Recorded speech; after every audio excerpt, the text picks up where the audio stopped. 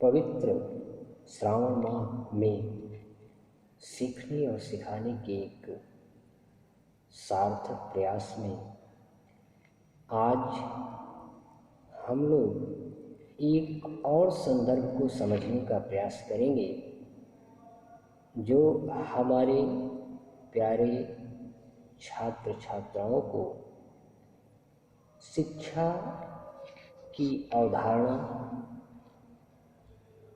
शिक्षा की प्रक्रिया के संदर्भ में विशेष महत्वपूर्ण प्रतीत होता है। वह संदर्भ है education is a conscious and deliberate process.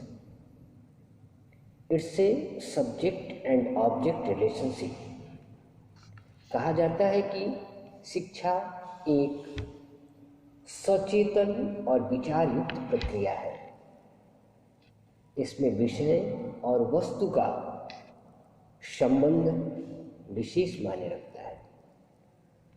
आशय यह है कि जब हम टीचिंग एंड लर्निंग की दशाओं में होते हैं तो जब चेतना की बात आती है, कॉन्शसनेस की बात आती है, तो उसके संदर्भ में साफ ये लिखा गया है कि हम विषय के प्रति सचेत रहें, हम विषय के प्रति जागरूक रहें, हम विषय के प्रति एक्टिव रहें और सजग रहें। कहा जाता है कि नोटिसिंग और realising that the something exist aware of something,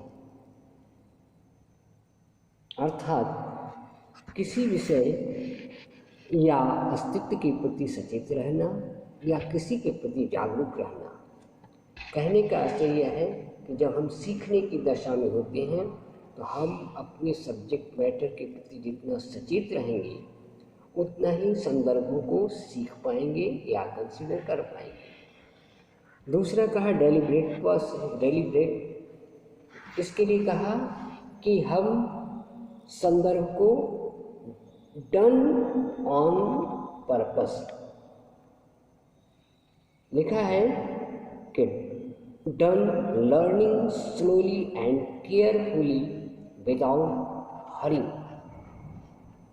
किसी चीज़ को हम धीरे धीरे शांत अवस्था में जब सीखते हैं तो वह सीखना हमारा स्थायित्व की तरफ हो जाता है।